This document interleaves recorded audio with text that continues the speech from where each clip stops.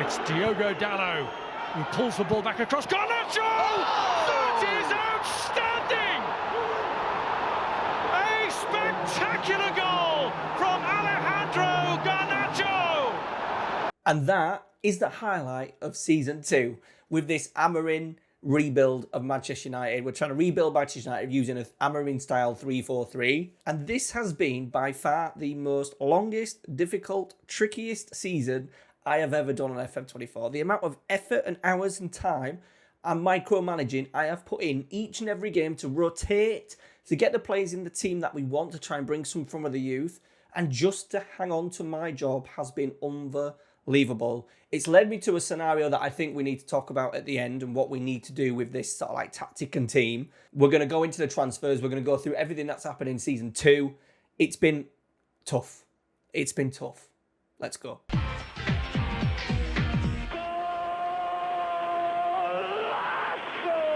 So as you can see, the transfer's out. £106 million. Xerxes, 30 million. We decided we needed a striker. We were not happy. Obviously, the team United in real life are not happy with Højlund and Xerxes. However, I did feel, like I said in the last video, that we're going to try and sell them both. I just thought that was a little bit too unrealistic, and we had to go down the route of one. Now, I do like Joshua Xerxes. He doesn't suit Manchester United's style. I think under a more progressive, I actually think like in an Arsenal team, he would actually look pretty good. He looked very good in Thiago Motta's Bologna, but that was very kind of not counter-attacking, possession-based, very solid, slow tempo, trying to keep clean sheets. And that's not really Manchester United. I think Amorim is after that striker that can go in behind, work channels, hold the ball up maybe a little bit more, use his pace and physicality rather than his touch and his sort of like movement. So we decided to keep hold of Højlund. We let Xerxes go. We had about 37 million to spend, so it wasn't a lot. We thought we needed right wing backs, left wing backs, centre midfielders, potentially a striker, and we've tried to sell as many players as we can. Now, we didn't have the Mazraoui deal go through until January, and then with that, we've also let go Sancho that we knew about. That's already in the game. Malacia has gone for 12.75. Bayinda, because I thought we could get by without the reserve keeper, 10 million. And Daniel Gore, really good deal as well. Man United, we need to do more of that, selling these sort of like reserve team players that are not first team level, £10 million. And with that, we've only signed one player. We did have around 100 million to spend. And I'm going to show you the finances. There's some not dodgy going on, but the punishment of how Manchester United has been run has definitely cost us at the moment in the transfer window. We're allowed to spend 70% of the stuff we get in. However, that was as low as 55% at one point. I got it up to 70, but obviously with that, we're getting in 100 mil. We've only made 70 million from that we're allowed to then put back into transfers. So we had around, I think, round about 90 million altogether, and then it went a little bit higher when Mazraoui came in. There was one striker that I wanted to get in, and it was Victor Osimhen. We've got him in at £64 million. That was his release clause. As you could see, he's done okay. 22 goals in 40 appearances, and he was the only signing we made during the season. We have changed tactic as many times as you could ever dream of. We have done so many different variations. We've struggled with a couple of things, and I'll show you the league results in a little bit, and we'll go through some of the stats. But we've struggled with, at the start of the season, our dominating games, not scoring enough goals. We've done variations like this that kind of is what Man United do in possession, with the inverted winger coming in and the winger going round in Diallo. We've tried to do that, and it just hasn't worked. And I've been trying to swap. We've obviously kept the back three, the single striker, but we've swapped and rotated so many times during the season because of what we had going on in terms of trying to just find a balance, and we've not done it. We've not found a balance at all. You could say this has been the better one. However, we have conceded way too many goals. So we finished 7th. We've absolutely hung on. And if it wasn't for winning our last 4 games, we were as low as 10th with a couple of games to go. And we ended up winning our last 4 games of the season to get into the Europa League. It was going to be the Conference League, and then someone's won the 5th place has gone to Manchester City. I don't know if they won the Champions League. I imagine that's probably the coefficient. So everyone's been knocked up a place in terms of the Europa. So we've been given Europa League football. That's going to be an issue money-wise. As you can see, we've conceded 62 goals.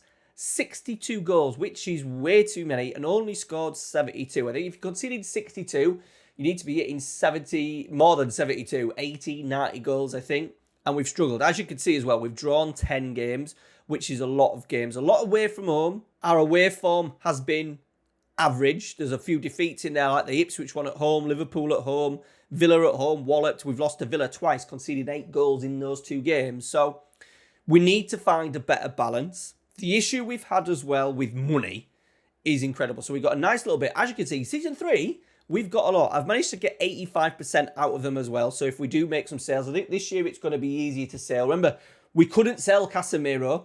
We couldn't sell Rashford. So we had to keep hold of them. That was over 600,000 a week in wages. And obviously you would say maybe 40, 50 million pounds in transfer fees as well. So that has led to a really slow season 2. I'm hoping we can get rid of Rashford now out at the start of season 3. I'm also obviously Casemiro is leaving as well. That is 600,000 out the wage budget. We've got loads to spend as well in terms of the wages, and we can alter that to try and boost up our transfer budget. So the idea is to really go big this summer. Now, before we talk about what I think we need and what we're going to do tactically, by the way, all the tactics will be available for the Patreons. Thank you to you guys on screen right now for your support. Absolutely tremendous. We're just going to look at the expenditure. So if we go, bearing in mind that we've spent £64 million on Osimhen, paid that up front. We also paid about £10 million, I think, for one of the wing-backs. I think it was the Dorgu deal where we did 10, 10 and 10. So that's £74 million, right? If we go to the transfer expenditure, £157 million. We've spent about £80 million this season on transfers that have already happened in game. Højlund, Agate and Diallo have roughly cost us about 20 million this year in performance add-ons, like scoring 10 goals, all sorts, appearances, you name it. They've been getting these 2.5 millions gone through. And obviously then of all the other transfers that United have done over time and staggered the payments. So that has been a big hamper on our season. Now, we are getting Champions League football this season. We've finished in Europa. We've been given a lot of money to spend. We need to get players out of the door. And that is going to be, once again, really tricky. We've gone with youth. Our youth, our age profile of the squad, apart from Casemiro, Maguire and Fernandes, who we need to talk about, Luke Shaw, who we're not really considering, and then the goalie. We're all at the rest of the ages. Look, we've got a lot of players. 19, 20, 21, some big players as well. Harry Amash, Yoro, Menu, Dogu, Kayode, Garnacho, Vitex, our backup, Højlund, Diallo, all 23 and younger. That is a lot of players. So I'm kind of hoping that Man United stick with us a little bit. The players are going to improve. We've struggled in the wide areas just for a lot of quality. Goals, as we've said, Osimhen 22. Højlund 16 and 15 starts. He's done exceptionally well, to be fair. Scored a lot of goals in a couple of the big games as well. We've actually started with him instead of Osimhen. So I think we're sorted with the striker. Diallo's had a good season. 22, especially for goals. 15 goals, 7 assists, 22 goal contributions with Rashford, who we've had to play. We've had to play a lot because we've just needed that little bit of quality. We have got him transfer listed. We hope we can get him out. As I said, 300 grand a week. They aren't going to be happy. All the team wants him to stay, but I'm trying to stay realistic that obviously we need Marcus Rashford to move on. So he's going to need replacing. Garnacho, 16 goal contributions, only 8 and 8. He's not amazing in the game. I don't think that is world-class level. Still only 21, but I do think we need to sort of like have a Diallo and someone else in our attacking wider positions. And then Bruno, 19 assists, had a really good end to the season, playing in this deep line playmaker role alongside an Agate. So this is the thing with him. He's got a year left on his deal that we have got the option to trigger. So I'm going to trigger it anyway, so we've got 2 years left. We either sell him now, he's going to be 32 at the start, pretty much at the start of the season, or we have one more season with him and we then sell him to Saudi the season after. I'm a bit worried that the transfer will go down. I am worried as well that we may make a lot of changes this summer and I don't want to go through with selling 10 and buying 10. I think maybe we keep Bruno. Now, the issue that we may have is that if Saudi come calling, put a bid in, they'd put bids in January, we rejected him and he got really arsey. He wanted to go to Saudi. So That may rear its head. I think if we get an offer that I'm really happy with, we will perhaps say goodbye to him. If not, I'm more than happy for him to stay one more year. We're going to trigger that release, the extension anyway, and then we don't really have to worry about it till next summer. I just don't want to have a completely new team for the start of the new season. I want a little bit of, he's our leader, he's our captain. I don't really want to have to sell him, especially as well if someone comes in for maybe a Martinez. That happens out quite often, that Saudi club's coming for him. So we may maybe let him go because I think he's more replaceable than some of the others. He's also peaking as well, maybe get maximum value out of him. So that's where we're at squad-wise. If we just go into the squad planner, Onana, I'm still not 100% on. He's also unhappy that, he's just unhappy about a team talk. Needs to get over it. Has not been great. 90 goals he's let in this season. That is a lot of goals for Manchester United to concede. Radek Vitek is our backup goalkeeper. More than happy with him as a backup. Dermot Mee is going. I think we will bring in either a young English goalkeeper or an older sort of like 35 plus goalkeeper to be our third choice because we have got Tom Heaton retiring. Right centre back, we're kind of covered. Lenny Yoro and De Ligt, but I do want De Ligt to be our middle guy. I do think with that money that we've got, we do need to strengthen. Let's get Harry in. Harry Maguire's contract was ending and I've extended it by 2 years. We've brought his wage down a little bit. I just don't, he was on 200 grand, by the way. I just don't want to have to replace everyone. Him being a backup, play a lot of Europa League games for us, a couple of league games. De Ligt to be the starting centre-back is the kind of what I'm thinking. But De Ligt is also the backup for Yoro on this side. So I do think we need to buy we need to buy a right-sided centre-back, not a middle guy, because I think De Ligt suits the middle more.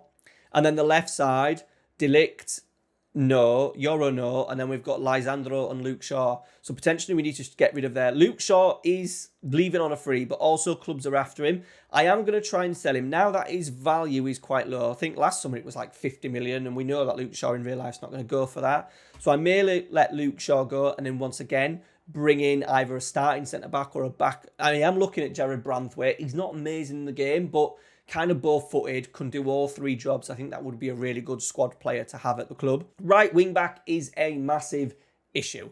Absolutely huge. Coyote is going to be okay, but has only assisted, 5 assists, 2 goals. We need a little bit more down that right-hand side.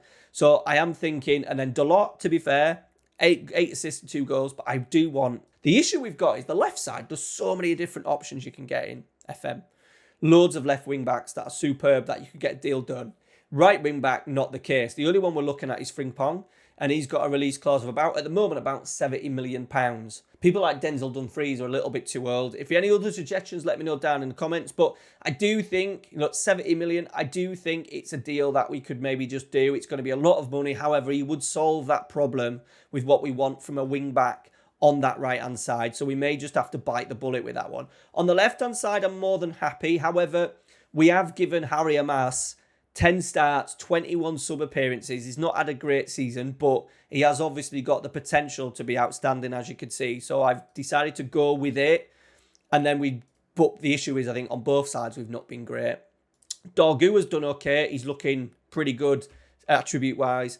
9 assists from him, but no goals. I think we're going to get a better tune out of him in Season 3. And then moving into the midfield, this is sort of like our playmaker role. Potentially, if we do sell Bruno, we don't necessarily have to buy another replacement because we've got Kobe that can do it. Even though I don't think he suits that deep line playmaker role because he isn't good progressing the play in terms of his passing.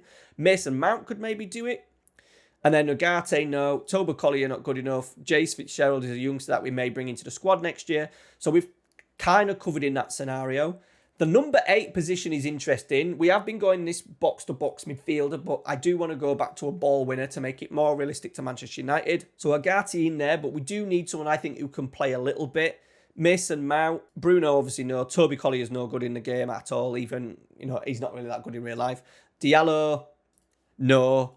And Fitzgerald potentially, but that is the number 6 who can maybe play as a bit of a Volante break-up play, be maybe really aggressive. I would have loved like a Kepian Turan, someone like that who's very aggressive, a Tuameni, but at the moment we're not gonna solve that. We may bring someone in alongside. Depends how many we sell because we've got other issues, especially in these wide areas. Like we've got Shea Lacey, who I'm not really including. Mason Mount, I don't want to play out wide. Bruno, we don't want to play out wide. So we've got Garnacho, Ahmad and Shea Lacey. On the left-hand side, we've got Ahmad. These three, basically, for the two positions. So we need to sort that out. Rashford's going as well. So I do think we need to sign two and keep Alejandro, Ahmad, two new signings to bolster us up. So we've got options on each side. We've struggled a little bit physically with these amount of Champions League games we're going. We're going to go deep into Europe. I want us to try and win trophies in Season 3. So Carabao Cups, well, we've kind of ignored. We really need to push on for that in Season 3. And then strikers, Osimhen, yes. Diallo we're not including. Rashford not including. So we've got them two. And Chido Obi Martin, who's not had a great season out on loan. I am going to send him out on loan again. Make sure he probably stays in England this time and is classed as a regular for his loan spell so he gets more games in. The rest of the competitions have not been great.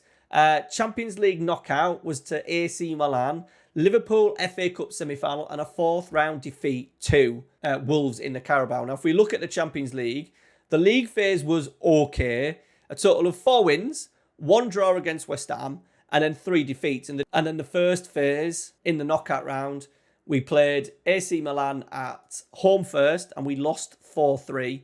No, we lost 4-3 in the San Siro, and then the second leg, as you can see, 2-0 defeat, and we missed Diallo, missed a sitter within the first minute of the game, cut in 6 yards out, hit the post. So that was super disappointing. Nice little bit of money coming in, but overall, really disappointing that we've lost so early on in the knockout race. We did get a little bit unlucky. Could have been, a Red Bull, a PSV, Porto, Monaco, an Ajax, Villarreal would have been maybe a little bit nicer than a Milan. But yeah, really disappointing. That was at the stage where we were just conceding too many goals. And then the FA Cup itself, we got through a couple of rounds, couple of really good wins of Spurs, went to the FA Cup semi-final, and we lost 3-0, outplayed by a decent Liverpool side. Again, Carabao Cup, backup players, we weren't that bothered, but I would like us to have a stronger squad for Season 3. So that is it. I would love your tactical input for what we're going to do. I do want to say I'm thinking of turning this back to the ball winner on support, having that.